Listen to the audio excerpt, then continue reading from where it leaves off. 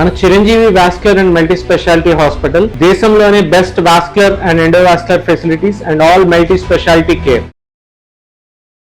నమస్తే, welcome to Suman TV. నేను పద్మిని. ప్రస్తుతంతో పాటు ప్రముఖ ఆధ్యాత్మికవేత్త, వాస్తు జ్యోతిష పండితులు, లలిత ఉపాసకులు, వాస్తు జ్యోతిష శిక్షణ నిపుణులు బ్రహ్మశ్రీ నానాజీ పట్నాయక్ గారు మనతో పాటు ఉన్నారు. మాట్లాడదాం సార్. నమస్తే సార్. శ్రీమాత్రే నమః.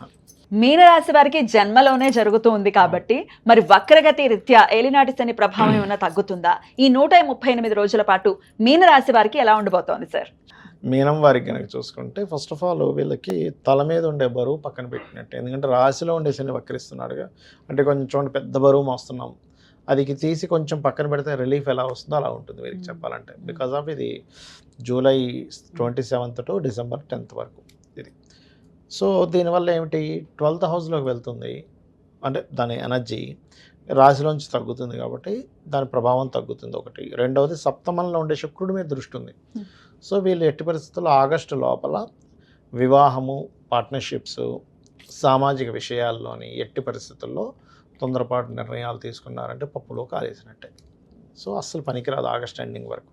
నీచంలో ఉండే శుక్రుడు సప్తమంలో గోచారం ఉన్నప్పుడు వివాహం ఎలా చేసుకుంటారు? ఆ సమయంలో చేసుకునేవన్నీ అట్లాంటివి ఉంటాయి. ఎలా అయితే మార్కెట్ ఎండింగ్లో వెళ్ళిన వాడికి పుచ్చులే దొరికినట్టుగా అందరూ ఏడేసుకుంటారు కదండి, మంచి అయిపోతాయి కదా. అట్లా ఏంటంటే సప్తమంలో ఒక మంచి ప్లానెట్ ఉన్నప్పుడే మీరు వివాహం ప్లాన్ చేసుకోవాలి. చతుర్థంలో మంచి ప్లానెట్ ఉన్నప్పుడే మీరు ప్రాపర్టీ తీసుకోవాలి. ముహూర్తం కాదు, జన్మ జాతకంలో అండ్ గోచారం. ముహూర్తం ఇస్ డిఫరెంట్. ముహూర్తం అంటే అప్పుడు మనం బాగుండేది పెడతాం. అది అయితే ఇక్కడ ఏంటంటే ఫస్ట్ ఆఫ్ ఆల్ వీళ్ళు వివాహం ఒకటి పర్టికులర్గా, అండ్ మార్పులు కూడా ఇస్తుందండి. ఎప్పుడైతే శని వక్రించాడో, రాశిలో ఉండే శని వక్రించాడు, ఉన్న ప్రదేశం నుంచి మార్పు జరుగుతుంది. అయితే ఆగస్టు తర్వాత మాత్రం వీళ్ళకి వివాహ సంబంధాలు కుదరడం, కొంచెం తాతగారి ఆస్తి సంబంధించినవి ఏమైనా పెండింగ్లో ఉన్నవి రావడం, కోర్టు కేసు సంబంధించినవి ఉన్నవి కొంచెం క్లియర్ అవ్వడము, అండ్ ఎనీ ప్రాపర్టీ లేకపోతే ఏదైనా కోర్స్ చేయడము, ఇట్లాంటి వాటికి చాలా బాగుంది చెప్పాలంటే వీరికి. విదేశాలకు వెళ్ళాలని ప్రయత్నం చేసేటువంటి వారికి కూడా 12లో రాహు ఉన్నాడుగా, అంటే జీవస్థానంలో ఉండేటువంటి గురుస్థానంలో ఉండేటువంటి శని వక్రించినందుకు ఏంటంటే కర్మ వీళ్ళని తీసుకెళ్తుంది. అంటే అట్లాగా వీళ్ళు ఏ ప్రయత్నం చేయకపోయినా కొంతమంది అంటుంటారు, ఏమంటే నేనేమీ అసలు ప్రయత్నమే చేయలేదు కానీ మా వాళ్ళు నన్ను పంపించేసారు, పంపించేసి వాళ్ళకి ఒకటే స్కోప్ ఉంటుంది, దాన్ని పంపిస్తే బెటర్ అనుకుంటారు, పంపించేస్తారు. ఆయన ఏ ప్రయత్నం చేయడు. అట్లా కొన్నిసార్లు వాళ్ళకి కలిసి వస్తూ ఉంటుంది ఆ రకంగా. వీళ్ళు ఎక్కువగా కొంచెం దక్షిణామూర్తి ఆరాధన అండ్ అదేవిధంగా రాజరాజేశ్వరి అమ్మవారి ఆరాధన చేయడం మంచిది. Right sir. ఒక రిలీఫ్ అయితే ఉంటుందని చెప్పారు. ఖచ్చితంగా. ఆరోగ్యం ఎలా ఉంటుంది సార్? ఆరోగ్యం విషయంగా చూసుకుంటే రవి స్థానంలో కేతు ఉన్నాడు కాబట్టి వీళ్ళు కొంచెం డైజెస్టివ్ ఇష్యూస్, కొంచెం హార్ట్ రిలేటెడ్ ఇష్యూస్ కూడా కొంచెం వేడి చేయడము, కొంచెం గుండెల్లో మంట రావడం కొంచెం చూసుకోవాలి చెప్పాలంటే వీరికి. Right sir. మరి అన్ని విషయాల్లో ఆల్రెడీ మంచి ఫలితమే ఉండబోతోంది, కొంత రిలీఫ్ ఉంటుంది అని చెప్తున్నారు. అయినప్పటికీ అన్ని విషయాల్లో సానుకూలమైనటువంటి ఫలితాలు రావడం కోసం శనికి సంబంధించి ఎటువంటి పరిహారాలు చేసుకోవాలో ఇప్పుడు తెలుసుకుందాం. ఫస్ట్ ఆఫ్ ఆల్ ఏంటంటే పరిహారము అనేటువంటిది ఏంటంటే ఎప్పుడు కూడా శనికి సంబంధించినటువంటిది నువ్వులు దానంగా ఇవ్వడం. ఓకే, అదేవిధంగా కాస్త ఓల్డ్ ఏజ్ హోమ్స్ లేదా పెద్దవాళ్ళు ఉంటే వాళ్ళకి సేవ చేయడము, నూనెని ఆలయాల్లో దీపారాధన కనివ్వడం చేస్తూ ఉండాలి. అయితే ఇది శని మనకిప్పుడు గోచారంలో వక్రిస్తున్నాడు, కానీ వాళ్ళ పర్సనల్ చార్ట్స్లో కూడా ఒక గ్రహం వక్రించినందుకు భృగునందనాడి అనేటువంటి దాంట్లో ఒక విషయం చెప్పారు. అది పెండింగ్ కర్మ అంటాం దాన్ని మనం. ఏ గ్రహం వక్రించినా అది పెండింగ్ కర్మ. శనే వక్రించాడు అనుకోండి, వీళ్ళు పాస్ట్ లైఫ్లో చేయాల్సిన వర్క్ చేయలేదు, అది వర్క్ చేయడానికి వచ్చారు ఒకటి. రెండవది వీళ్ళు ఉన్న ప్రదేశం నుంచి మారితే వీళ్ళ కెరీర్ బాగుంటుందని కూడా అర్థం. అయితే ఇట్స్ డిపెండ్ ఆన్ శని. ఇప్పుడు వాళ్ళ పర్సనల్ చార్ట్లో పలానా దగ్గర వక్రించారు, ఆ వెనక రాశి నుంచి 159లో ఏ గ్రహాలు ఉన్నాయో చూడాలి. దాన్ని బట్టి వాళ్ళు ప్లేస్ మారడం వల్ల అభివృద్ధి ఉంటుందా ఉండదా అనేది తెలుస్తుంది. ఇంకోటి ఏంటి, డ్యూయల్ సైన్ వైపు వెళ్తుంటే రెండు జాబ్స్ చేస్తారని అట్లా చెప్పొచ్చు, ఎందుకంటే కర్మ 2 ప్లేసెస్కి ఆక్యుపై చేస్తున్నాడు కదా అట్లా. అదేవిధంగా జీవుడు వక్రించాడు అనుకోండి, వీళ్ళు ధర్మకార్యాలు కొన్ని పెండింగ్ ఉన్నాయి పూర్వజన్మల్లో, అంటే గురువు ధర్మకార్యాలు, జ్ఞాన సంబంధించినవి, లేకపోతే కొంతమంది చూడండి గుళ్ళు కట్టిస్తూ ఉంటారు, తీర్థయాత్రలకు వెళ్తూ ఉంటారు, దేవత వాటి దగ్గరికి అక్కడ సేవలు చేస్తూ ఉంటారు. ఇప్పుడు కొంతమంది పూజారులు ఉన్నారు, లేకపోతే వీళ్ళు ఉన్నారు దేవతా సంబంధించిన అదే టెంపుల్స్లో, వాళ్ళందరూ కూడా పాస్ట్ లైఫ్లో కొంత కర్మ బ్యాలెన్స్ ఉంది వారికి, లేకపోతే అంత ఈజీగా రాదు అది. అంతే కదా సార్. అదేవిధంగా కొంత ఉపాసనలు చేసేవారు. అవన్నీ కూడా జూపిటర్ వక్రించినందుకు వాళ్ళు చేస్తే క్లియర్ అవుతుంది అర్థం. అలాగే మెర్క్యూరీ రిట్రో అనుకోండి, వీళ్ళు నాలెడ్జ్ షేరింగ్ చేయాలి. నాలెడ్జ్ షేర్ చేస్తేనే వీళ్ళకి ఈ జన్మ క్లియర్ అవుతుంది, అదర్వైజ్ అవ్వదు. మీరు గమనించవచ్చు, ఇవి చేస్తూ ఉంటే వీళ్ళ లైఫ్లో అభివృద్ధి కూడా ఉంటుంది.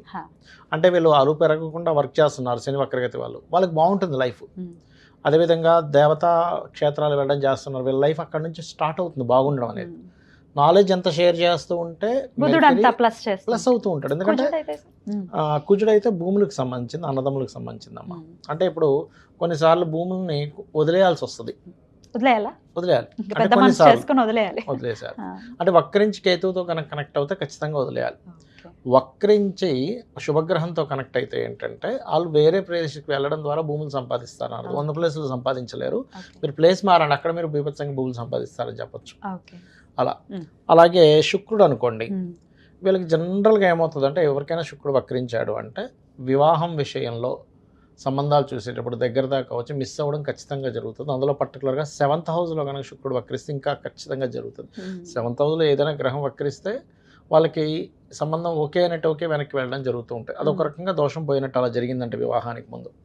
అలాగే వీళ్ళకి లగ్జరీ ఫైనాన్స్ సంపాదన లగ్జరీ అంతా కూడా వేరే ప్రదేశానికి వెళ్ళడం వల్ల బాగుంటుందని కూడా చెప్పొచ్చు. అయితే ఇక్కడ ఏంటంటే అది స్త్రీ జాతకం అనుకోండి, ఇంకా ఖచ్చితంగా స్త్రీమూర్తికి మార్పు వల్ల బాగుంటుందని చెప్పాలి. కాకపోతే ఇక్కడ ఏంటంటే ఎప్పుడైనా ఏదైనా గ్రహం వక్రించినప్పుడు, ఉదాహరణకి ఇప్పుడు వృషభంలో ఉండి శని వక్రించాడు, అప్పుడు నీచం వైపు వెళ్తుంది.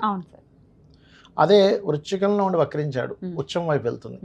అంటే అది ఏ స్థానంలోకి వెళ్తుంది ఈజ్ మోస్ట్ ఇంపార్టెంట్. అంటే అది ఉచ్చమా నీచమా, ఫ్రెండ్లీ సైన్లోకి వెళ్తుందా, ఎనిమీ సైన్లోకి వెళ్తుందా, న్యూట్రల్గా ఉండే సైన్లోకి వెళ్తుందా ఈజ్ మోస్ట్ ఇంపార్టెంట్.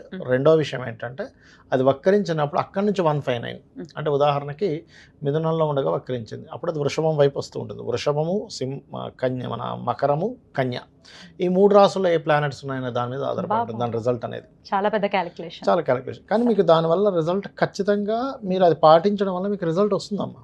ఇప్పుడు ఒక వ్యక్తి వచ్చి అడిగాడు, ఏమంటే నేను ఇక్కడ చేయనా వేరే ప్రాంతానికి వెళ్ళి చేయనా, వక్రించి మంచి ప్లానెట్స్ అనుకోండి, ఖచ్చితంగా వాళ్ళు వేరే ప్రాంతానికి వెళ్ళడం ద్వారానే లైఫ్ బాగుంటుంది. ఇవన్నీ తెలుసుకోవాలంటే ఇట్లా నిష్ణాతుల దగ్గరికి వెళ్ళాల్సి ఉంటుంది. పర్సనల్ చార్ట్ చూసుకోవాలి. బట్ ఇన్ జనరల్ గా మేము రెమెడీస్ చేసుకోవాలనుకుంటున్నాం, మాకు భయంగా ఉంది, చాలా లాంగ్ పీరియడ్ కాబట్టి, మరి శని అనుగ్రహం కోసం ఎటువంటి రెమెడీస్ చేయమంటారు? ఫస్ట్ ఆఫ్ ఆల్ ఇక్కడ రెమెడీస్ అయితే శని అనుగ్రహం కోసం అయితే నేను చెప్పినట్టుగా నువ్వులు దానంగా ఇవ్వడం, ఆయిల్ దానంగా ఇవ్వడం, ఎక్కువ బద్దకించకుండా పోస్ట్ పోన్ చేయకుండా వర్క్స్ కంప్లీట్ చేయడం, ఇవి ఖచ్చితంగా చేయాలి. ఎప్పుడెప్పుడు దానం ఇవ్వమంటారు? శనివారాలు ఇవ్వాలమ్మా ఒకటి. రెండవది శని వక్రగతి ఉంది అంటే ఫస్ట్ ఆఫ్ ఆల్ వాళ్ళు అర్థం చేసుకోవాల్సింది, వాళ్ళ కిందని పనిచేసే వాళ్ళని ఎక్కడా కూడా హీనంగా చేయకూడదు.